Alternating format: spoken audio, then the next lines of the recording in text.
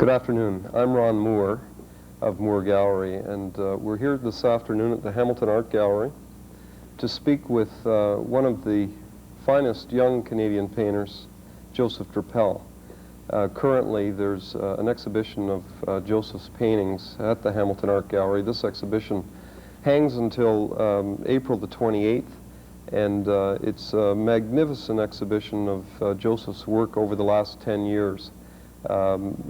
People that come to this exhibition will get an opportunity to see Joseph's paintings from 10 years ago, evolving into the more recent paintings, and it's quite an incredible exhibition, and I'm encouraging everyone that can come over and see it. Beside me, of course, this is Joseph Drapell, and what I'd like to do today, Joseph, is talk about your career as an artist and your life as an artist, and I think that it's very interesting for me to talk about your childhood initially and let you go from there. So maybe we can start as of 1940, the year you were born, and let's talk about your beginning as an artist and your childhood. Well, it started with a broken leg when I was 12. In the period of convalescing, my relatives, I don't think it was my parents, I think it was my aunt, gave me a box of oil paints, and I was hooked. The beauty of handling the paints and mixing all the incredible colors, and I'm still in love with that. That was the beginning. Did you have any idea? I was 12 years. Did you have any idea before that you were going to actually paint? Did you, as a young person, did you admire painters? Did you think in terms of being a professional artist at a young age? Yes.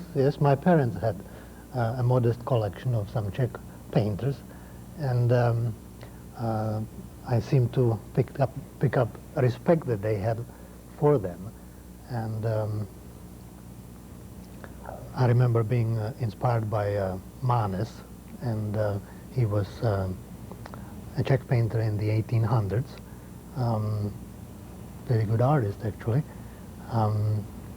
Later on by the Impressionists. People who I really did not get into very easily were painters like Picasso or Matisse. I really did not like them at first. Then when I was in my teens, 16, 17, I had a great dislike of abstract art, and I thought it was an absolute rip-off. And I wrote a short story about it, kind of ridiculing abstract painting. Later on, my views somewhat changed when I saw real abstract paintings in the flesh. See, I saw most of it from reproductions, and that's not really how you should experience sculpture or painting. You really have to stand in front of it. And the first abstractions that I did, I think I was 28 years old. Prior to that, I did a number of landscapes. I studied the human figure. Surrealistic way of painting interested me a great deal because in Central Europe, you cannot really openly criticize the conditions or the government. So if you use symbolic representation, which of course in Surrealism is easy to do and it's natural for it, you can express ideas against the regime. And that appealed to me a great deal, again, until I saw real surrealistic paintings in the flesh. I remember loving Salvador Dali when I looked at the art books. I remember there was a show of Swiss art books by Skira that was brought to Czechoslovakia when I was 18. And you would see all the big names reproduced in color, and the Salvador Dali appealed to me a great deal. But then I had a chance to see them in the flesh in the museums when I left Czechoslovakia. And I was very disappointed how poorly they were from painter's point of view, how poorly painted they were. And in fact, the only surrealist painter I like now is Miro, and he's not a real pure surrealist, is he? But that's how it is. Our taste does change as we grow older, as we see things. And so in the early years in school and when you were first painting, what types of things were you doing? Did you go through the process, initially painting representational things and then evolving from there? Was it a traditional background that you got as far as your art schooling at a young age? I associated with a number of artists and learned from them. I did not go to art schools. My really only education in art, formal education, came when I was 28. That happened at the Cranbrook Academy of Art in Michigan. I had 2 terrific years spent there. But prior to that, I learned from visiting artists, learning from their experience in their studios. I would like to tell you about the experience I had at Cranbrook Academy. I was 28. I came to Canada 2 years prior, and first visiting artist at Cranbrook was somebody by the name of Jack Bush. I was impressed by the fact that he was an older man. He had white hair. He brought a case of nice red wine for us students to drink under the trees in the garden on the grounds of Cranbrook Academy. And we had a very nice time chatting with him. I loved him very much as a person, but for his painting I had absolutely no use. It seemed too childish and too simple. Yes. But I respected his personality and his intellect. And with time passing, a year later, when I saw some of his work in the flesh, I realized there was something to it.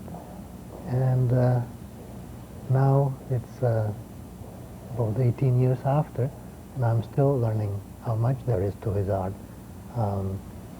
In fact, that is the motto of my career: liking or being interested in art that gets better the more you know it, not the other way around. Yes, right. There must have been a lot of positive input from your family when you were young. Actually, there wasn't. There wasn't? My parents never wanted me to be an artist. That's something. They didn't think that it's a way to make a living, and they thought that some kind of a practical background would be much more suitable for me. And their logic seemed to be impeccable, so I bought their argument. They always said that I can paint on weekends as a Sunday painter, and I had been doing it for a while, actually. Was it difficult? I would think it would be even more difficult during that time, living in Czechoslovakia and your parents not necessarily supporting your ideas of being a painter. What were those early years like? It was not only my parents, but it was also the government, with which I'm in some discrepancy, actually. In order to show in Eastern European countries, to show your art, it really has to be approved by the Union of Artists. And that's controlled by the party. And what it means that they prefer you to paint workers and farmers engaged in some cheerful activity of building better tomorrow. And that would be fine, except that all art that they approve usually is very stolid and stale and not really good as art, not good as sculpture, not good as painting. And so even if it has the best possible intentions, who cares? It doesn't move you, doesn't have the real substance that I'm interested in. So it wasn't a very progressive type of situation for you. Well, you know, Czechoslovakia has wonderful old masters. You go to museums, and there you have it. And but in terms of new art, say the art since the war, Second World War, even though there has been a great deal happening in Czechoslovakia, it has been isolated somewhat. That's an understatement. Sure. Because the Western magazines or travel is really for the party elite, for the reliable people, and I certainly was not on that reliable list, and so I had to really escape that system because I didn't see that it would ever get better. How old were you when you made the decision to leave? I mean, you're leaving family, you're leaving everything behind. How old would you have been when you made that decision? I don't know, Ron. My actual departure happened when I was 25. Oh. It was just when the tourist travel was made possible for some single people who had clean record, who did not criticize the system openly. I see. I guess what I'm getting at but it was a decision that I made perhaps as a child. Yeah. It was premeditated that you wanted to get away from that type of environment. Yes, I never felt at home there, even though it was my home country. So I, at the age of 26, I came to Canada. Yes. Settled in Halifax, spent marvelous 2 years. I found the people very friendly in the Maritimes, very relaxed. I was able to learn English, and I supported myself as an interior designer for a large architectural firm, Duffus, Romans, Cousins, and they were, as I said, very nice to deal with. They thought that as a painter I would have sense of color, and that could be used for interior design. They were wrong. My sense of color is very different from interiors, and but they were kind enough to train me on the job, and as I said, I was very grateful to them. During that early 1965, 1966 period, how much painting were you doing at the time? Were you able to continue doing your own thing, or were you mainly consumed by getting your life reorganized and I did quite a bit. At that time I worked with smoke and acrylic paint. I would use a smudge pod and put a canvas above it, and the smudge pod would create carbon automatic drawing on the canvas that later would be fixed with a spray, and I would use acrylic with it as well. And that was actually my first show of these paintings. Happened in Nova Scotia Museum of Art, or the Art Gallery of Nova Scotia. What year would that have been? That was 1968. Is that That was right? the year I was leaving Maritimes, actually. Oh. I was accepted to Cranbrook Academy. And Yeah, you were 28 years old at the time. I was 28. Oh. And as I said, meeting Jack Bush was, well, first let me say there were a number of visiting artists to the school. And to me that I had an opportunity to make comparisons between people from different artistic fields, Yes. artistic camps.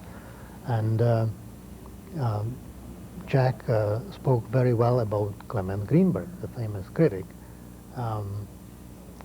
And since you see, I came to this continent with the idea that, yes, I knew about old masters, but about current art I was completely green about it.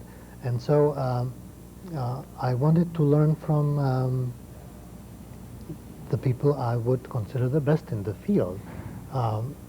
Since I had nothing to defend, nothing to hide, I was open as a clean notebook. And I was free to make a judgment about the artist I met. How far can I question this person? How far can I learn from this person before they start being defensive? And I found that Jack or Clem Greenberg were not defensive in the least, and that I could question them, and it got more and more interesting as I talked to them.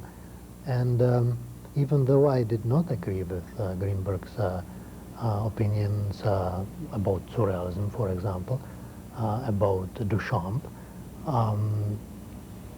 and even though I didn't like Jack's work at first, I remembered what they said. And later on, when I visited museums, saw a number of paintings for the first time in the flesh, seeing Pollock's in the flesh, Hoffman's, Morris Louis, Noland, Olitsky, and Gottlieb, that really changed my life, because these were artists of real durability, real substance. Of course, you had other people working at that time. You had Warhol, Lichtenstein, you had conceptual artists, you had earthworks and a number of directions in art, but I did not find them as rewarding to experience. And so I really learned the most from the group that's called formalists, although I think that's not really a good name for them. After Cranbrook Academy and your experiences with Jack Bush and Clement Greenberg and all the other influences, you're now moving to Toronto. You're 30 years old, and let's talk about your career from that time onwards. It was a great feeling to find a studio on Berkeley Street in Toronto and start my own work. It was different than the school environment. I was 30 years old. I was reacting to the clean paintings of Noland in the 60s. I made my work quite physical, quite impasto. Before it was fashionable. I had my first New York show a few months later at Robert Elkin Gallery, and 2 months later my first Toronto show with Jared Sable running the Dunkelman Gallery. And I was commercially successful in the 3 years that followed. From my first savings, I was absolutely taken by Georgian Bay, and from my first savings I bought an island in Georgian Bay. To me, as a European, it was like a gift of gods to be able to not only see this beautiful land, but also feel that it's yours and that it's still available. You see, Europe is so crowded. Yes, and that's right. The vastness of North American landscape did something to me, and I think it was later reflected in the paintings that happened in 1973-74. Some call them the Great Spirit Group. This was a major time in your career, I understand. This was Yes, almost a breakthrough period for you as far as your painting was concerned. it was. It was also a breakdown for me. I somehow, at the age of 33, I was questioning my direction in painting, and I wanted to remove everything from it that could be superficial or excessive or usefully ebullient. And so I stripped it down to the essentials, and what happened was the very simple work, such as this painting behind us, where the paint has been applied in what people consider my own way. It's not a staining technique, it's not an impasto technique, It's a pressure spreading of paint that happens with a large palette knife. People usually ask me how it's done. It really does not matter too much how it's done. If you have something to express, you express it. And even if somebody used the same process, they perhaps wouldn't have my experience behind it, wouldn't have my psyche, and the work would look quite differently. So that was, actually I had a nervous breakdown in 1973. I blacked out, couldn't figure out why. I had myself completely checked up and nothing was found, so I thought after a while it must have been my nerves. There must have been some inner conflict. And as I grew older, as I learned more about myself, I became more in touch with myself and with my feelings, and I think that the work from that time reflects it, and perhaps got better as a result of it.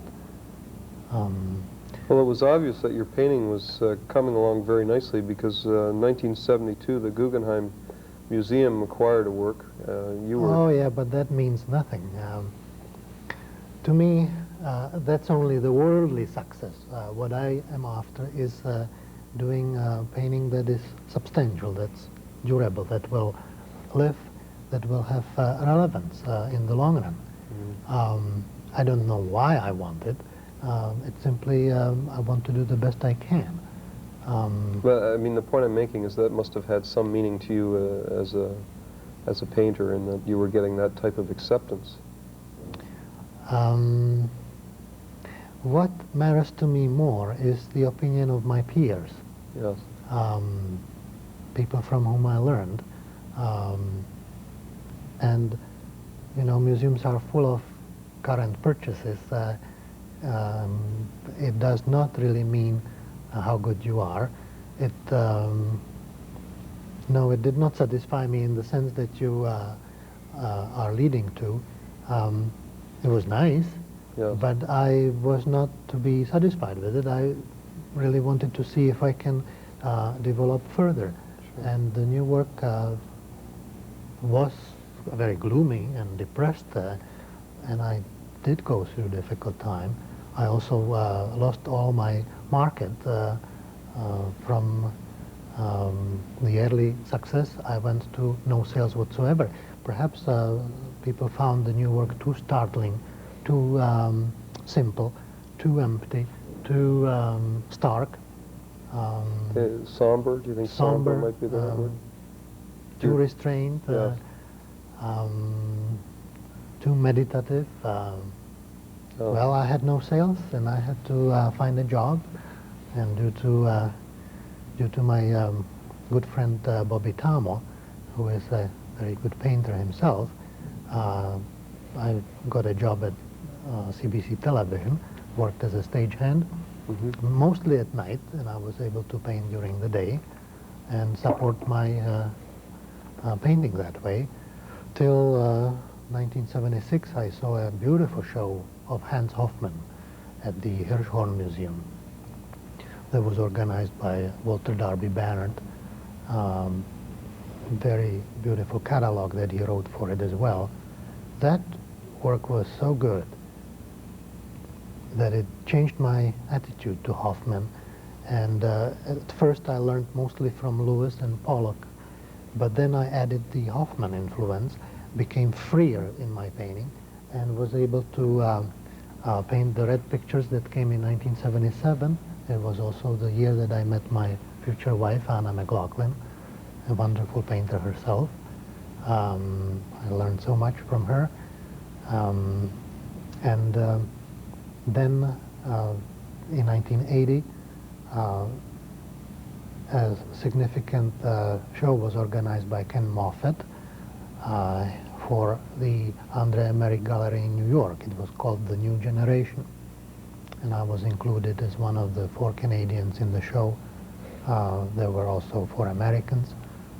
My friend Daryl Hutto, old-time friend, and colleague was in it. Then 3 people from England, 1 from Austria. After that, let's see, then came the disc pictures in 1982. A year before came a group called White Pictures. That was when my father-in-law died.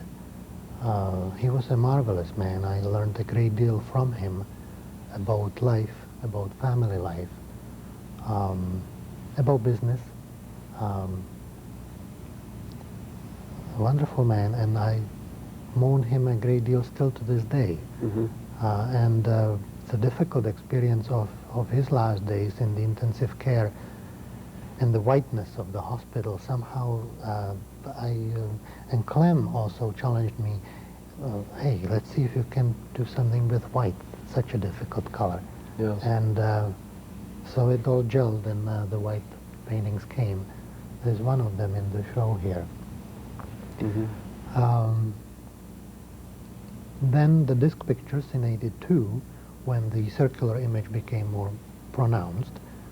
And then a year later, in 1983, by accident, I started to paint with grooves so that the pictures got thicker, and the reflections that the grooves on the canvas make, the reflections became part of the color. And I started to compose in reflections as well. Prior to that, it was mattness of surface combined with shininess, or any degree in between, and that's how the pictures were composed. It's also interesting what each surface does to color, because the experience does change, the emotional charge changes. And with the newest work, where the reflections play a greater role, it does something for the color too. It's not just an element of drawing. But I'm really not the one to talk about it. The critics do this much better. Painters should have their tongue cut out. Yes, and right. I spoke for too long. Well, you've done a great job, that's for sure. It's been very interesting. What are the, just one last question. Do you have a favorite period, or is it what you're doing now that inspires you the most? I'm interested in regard to your own personal ideas about your painting. Is it your early work, or is it your middle work, or is it your most recent work that means the most to you? If I was true to myself, then from each period there would be the best work, and that would be equally meaningful to me. And I think I would have to say I would not favor any period over the other. I am pleased to see some of the old ones again. Right. Well, I'd like to thank you, Joseph. This is one fabulous exhibition, and I'm very pleased to have had the opportunity to interview you. It's been an enjoyable half hour, and I hope that everyone that's watched this will have an opportunity to see the Drapell show. It's on at the Hamilton Art Gallery until the 28th, and this is a very, very fine young Canadian painter. Thanks very much.